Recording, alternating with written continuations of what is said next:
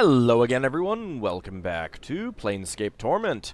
Alright, let's go ahead and head back down the stairs. We're going to head out of the inn and tavern and whatever, and just kind of check out the rest of the town before we do the quest that I'm pretty sure is going to address all the people here in the building.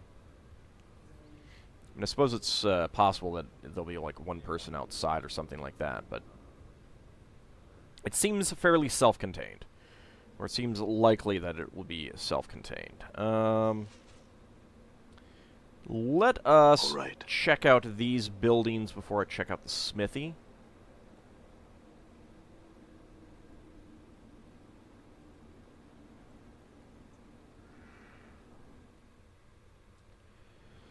Small dwelling. I don't think I see anyone here, so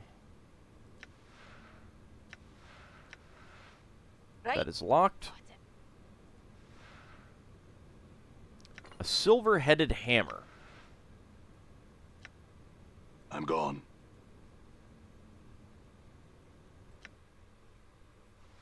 Alright, that's a silver hairpin. Okay, so we're gonna face something that we're gonna need silver weapons to hit. I believe.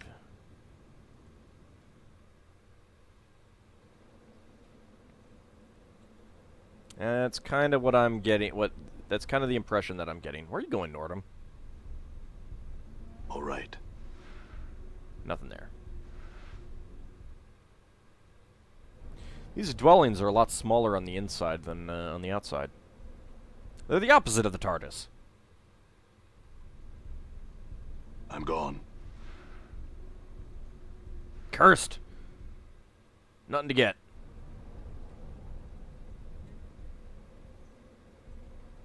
Here's the door. Done. Nothing. And nothing.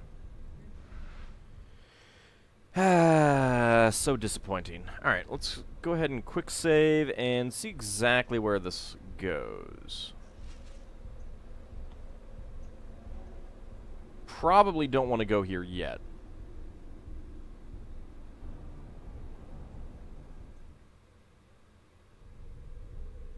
Curst Underground. I'm gone. Okay. There's a Trellon. Yeah, this probably is like the, Under Sigil. Let's see. 1301. Yep. Alright. How about we go through here, then? See where exactly this goes. There weren't any other buildings up here, right? No.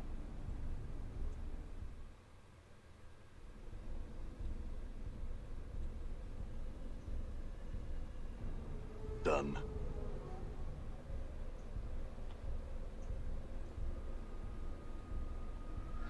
Yeah, let's check out this building.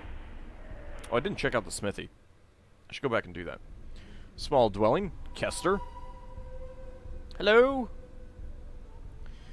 You see a lean man with deeply tanned skin and piercing green eyes. Welcome to the Malaco Brothers Distillery, he cries, as if he could think of no one he'd rather see than you. What can I do for you today? Who are you? I am Kester Malaco, proprietor and half-owner of the Malaco Brothers Distillery. Can I sell you something? Half-owner? Yes, indeed. My brother also owns a part interest here, though I don't know that I'd call it an interest, seeing as he spends so much time caring about it. Listen, do you want to buy something? What can you tell me about your brother? His face darkens. His name is Crumple Punch. He's a blacksmith here in town. He's doing his best to make sure my business doesn't succeed, and why am I telling you this? You're a total stranger. I don't know. What do you have for sale? You got charms. Lots of charms. Lots and lots of charms. A scroll of Cone of Cold could be good. I can sell the Frosty Mint candies for 75. I cannot sell the silver hairpin. I cannot sell Ravel's gray hair.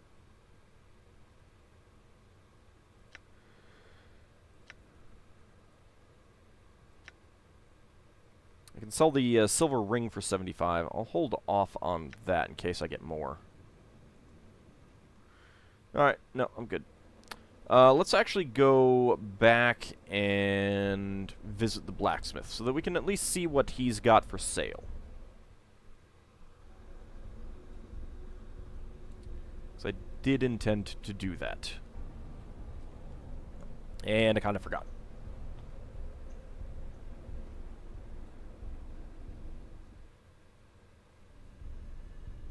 What do we need the succubus for? She'll turn on us, she will. Yeah, don't worry about it, Anna. It'll be fine. It'll be fine. Might as well. Thank you. Motley Axe, Magic Punch Daggers, and 4 coins. Yeah, I kind of figured that might happen.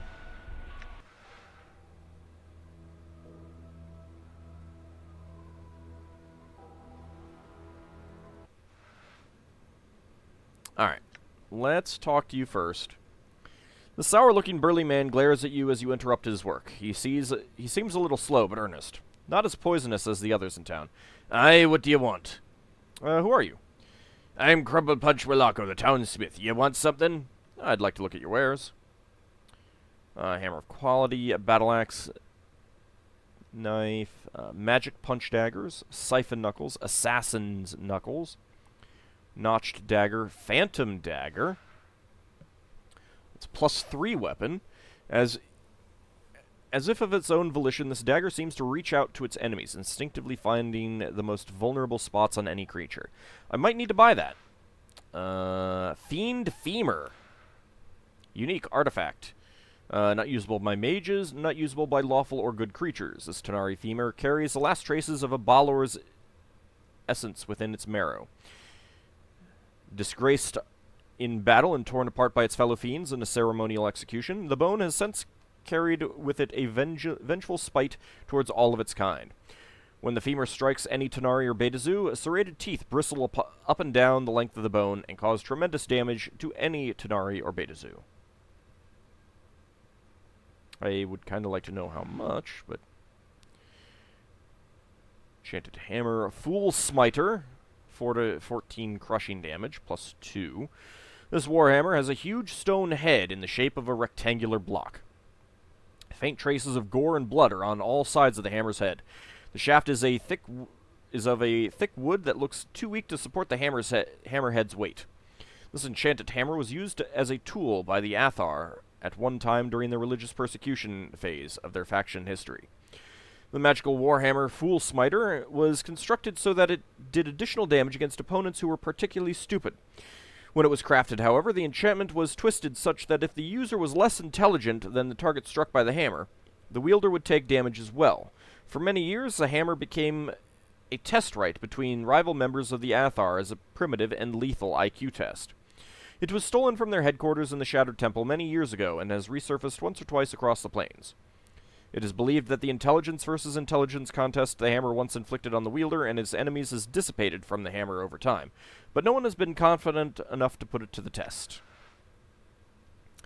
Blind Terror, 1 to 2 crushing damage, causes blindness, and then 2 to 8 acid damage, +2 weapon. When an opponent is struck with sufficient force, acid is released through the spongy surface of the mace. From the resulting spray of acid, the adversary can become temporarily blinded, making him easier to hit.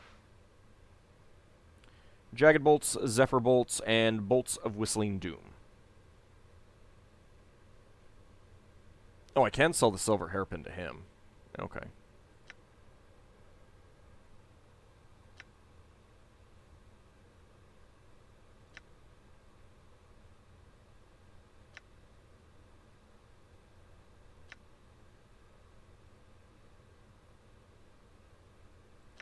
Nope. Alright, so let's do a test.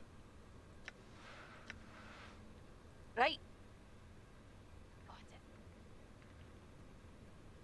Does he get angry over that? No.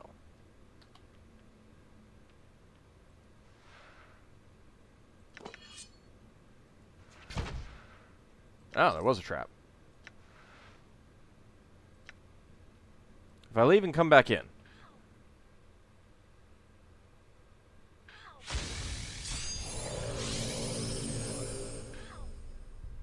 Are you poisoned?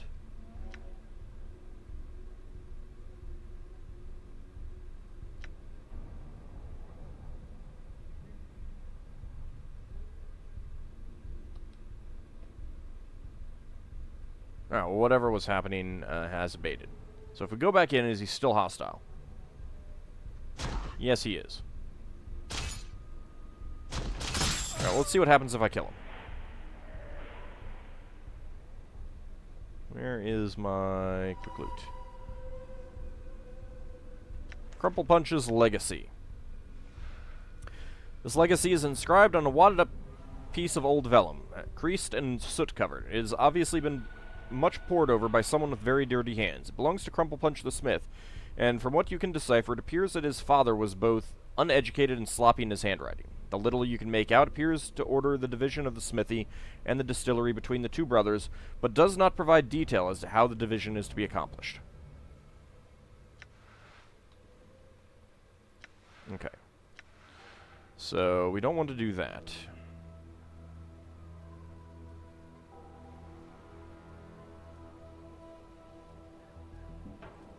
Let's just go there.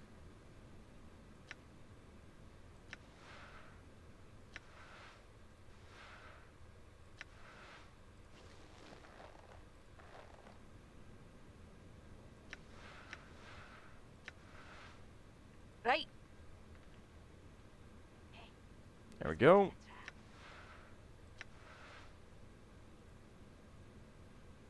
Disarmed it. Okay, so if we hide... Oh, no. Alright, well, let's do that. No, that makes her leave the shadows. I didn't take anything. Oh, so you're okay. What was in here? That was 4 coins. Will he get pissed off over that one?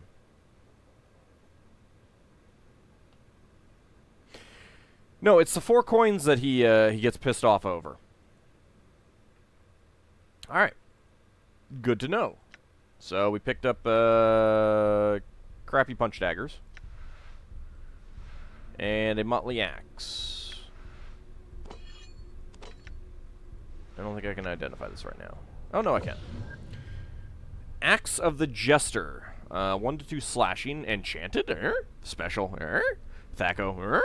The person who created this axe must have been mad or a genius. Only the most skilled of smiths could have forged a weapon using chaos matter, the most unstable and unpredictable element in all the planes. Stories of this particular axe have been told and retold across the planes. Heroic deeds of men defeating creatures of immense power simply by touching the axe to the creature, and of these same men dying horrible deaths while doing simple everyday tasks. Zaknar the Simple defeated a devourer with a single swipe of this axe, crushed to death by a falling boulder in the vast plains of Tabor. I have no idea what either of those are. Garkon the Righteous, struck by a mysterious discharge of energy while fighting a cranium rat. Canis, tradesman by profession, buried alive as the stone wall the axe was mounted on collapsed on him. Kivri Matterson, a child of only 9 seasons, was not only able to ward off a group of marauding fire bats, he even managed to kill 2 of them. The list of tragedies and deeds goes on and on. I have no idea. Certainly I can't use that. I have no idea what the special powers and stuff that are. Alright, well the problem is that I have very little money right now. I'm not sure that any of those weapons were really all that good compared to what I have. Although, I mean, some of the punch daggers and stuff might have been good for Anna.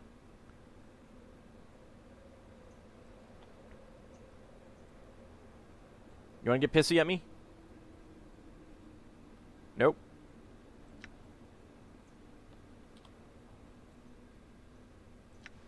Alright, let's go pick Might that. as well. Oh, wow.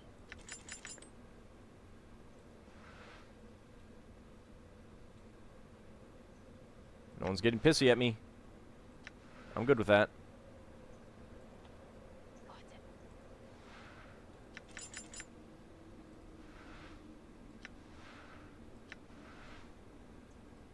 You would think that some people would get pissy at this.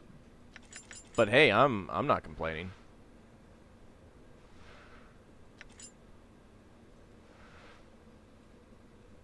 All the loot for me! And nothing there. Alright. So, let's see. That's a gold ring. This is a Dustman Embalming Charm. Greater. Alright. You go ahead and hold on to this, Mort.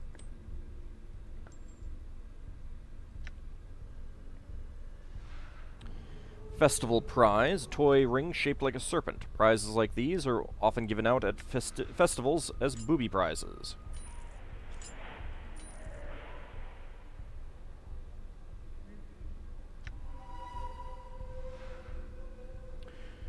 Serpent ring, immune to poison, 33% resistance to magic, +2 save versus spells. This appears to be a baby serpent of some sort that has been frozen into the shape of a ring. Its eyes glitter and swirl like jewels, and even appear to move occasionally. Well. Well.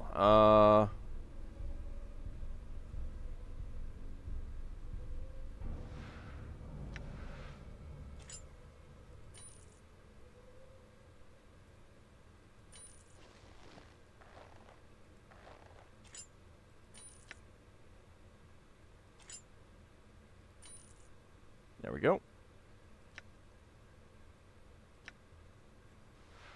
And another Ring of the Traveler.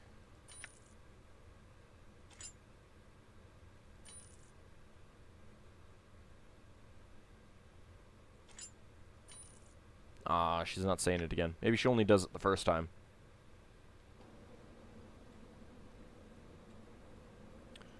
Alright, well, let's explore town a little bit more.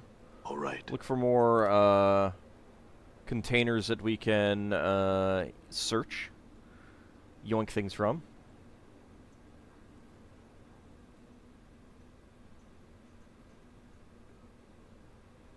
Like, say, that.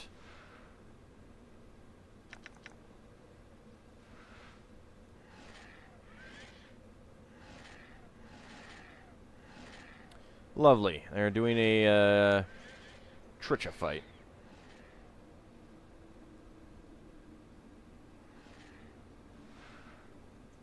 A perfume bottle and lots of junk. Scent of the Storm invokes Acid Storm. This is a perfume bottle. A small atomizer is attached to the bottle that produces a fine mist when used. There seems to be a small amount of liquid left in the bottle. Spraying this into the air will call forth a storm of acid to fall upon your enemies. Well, that sounds fun. I'll have to save that for some fiends. It's a heart charm.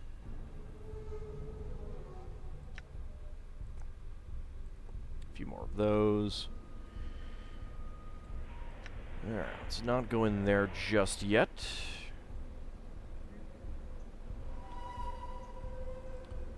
Not too many named people wandering around town. Well, there's a Kiri. Ren?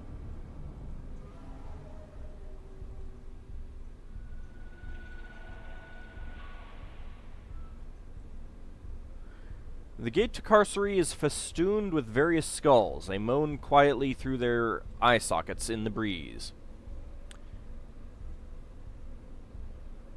Well, we got someone there that we can talk to. You see a sallow-skinned Githyanki, thin of face and mean of eye, stalking deliberately. You can practically smell his rage. As you approach, he looks up at you. "What do you want?" he snarls. "I had a few questions for you." Dakon says, "We are to help a Githyanki. What draws him here, away from the song of blood woven by his brothers?" The Githyanki's eyes narrow. I have cast aside the hatred I bore for your people. I have risen above the petty feud between our two races.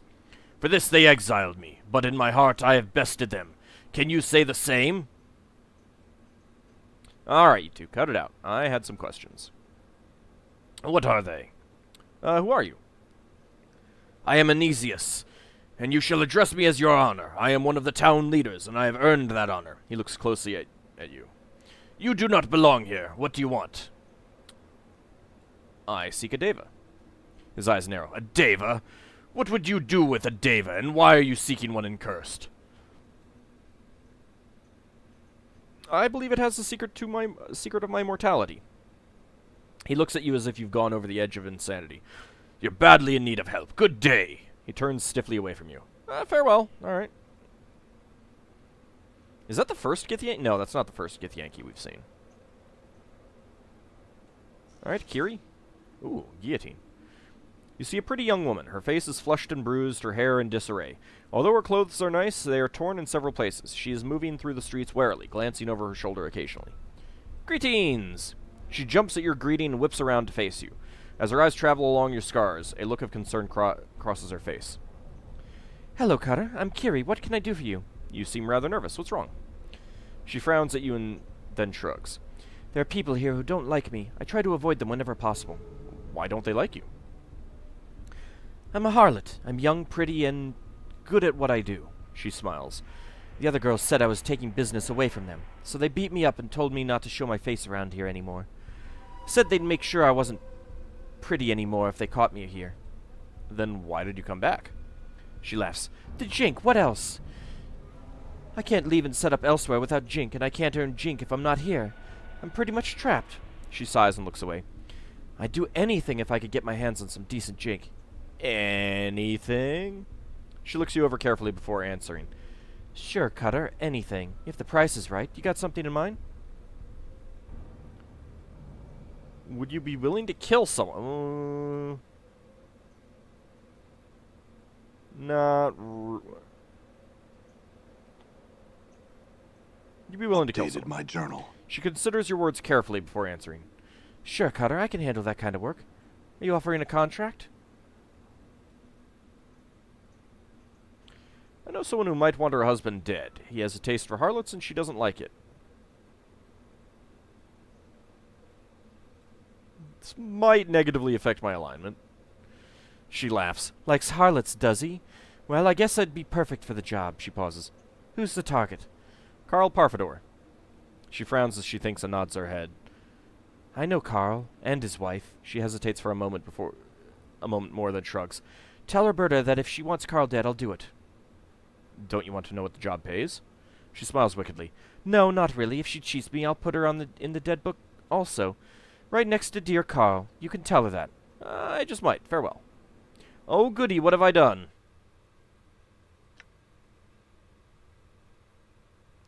I am apparently still lawful good, though.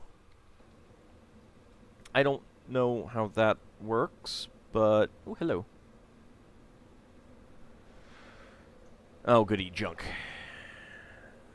This device looks like it sees plenty of use.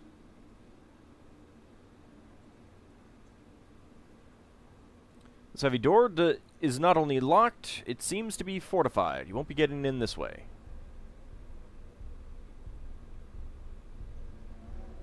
This woman wears a haughty expression on her aquiline face, and her contempt for you is obvious as she speaks to you. I am a busy woman. Do not detain me for long. I just had some questions about Curst. She looks you over appraisingly. I would really love to stay and chat with such a fine specimen, but I'm afraid duty calls. You do understand, don't you? Of course you do. Farewell, then. Alrighty, then.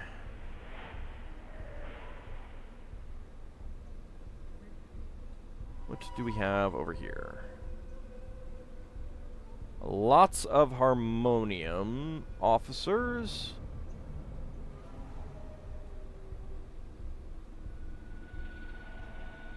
Are there just yeah, it looks like there's just the two people with names. You see a Harmonium officer, dressed in his ceremonial armor. He seems to be in charge of the workforce of Harmonian slavers. He seems like an especially vicious and haughty member of the breed. What do you want? I'm here to get Tainted Bars's daughter back. He smirks at you. Are you now? What'll you do if I kill her? He gestures to his men. Kill her! He draws his blade and attacks you. Uh-oh.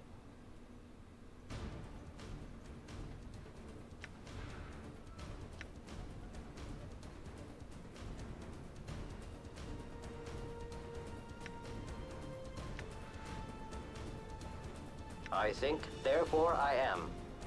I think. This was not exactly what I intended, but...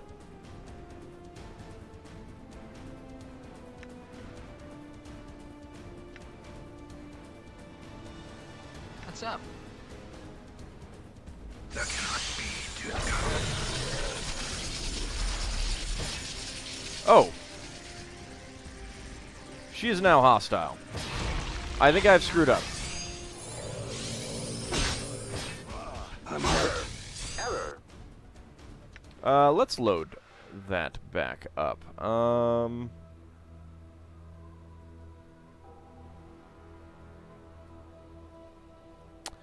Well, shoot. Alright, I'm gonna have to redo a lot of that stuff. We won't talk to them yet. We'll talk to that that other Harmonium officer, see what that gets us. But when we come back, I'll have redone, re-talked to everyone, and we'll be back in the previous screen. Talk to Roberta, and then head into the tavern. So, see you next time, everyone.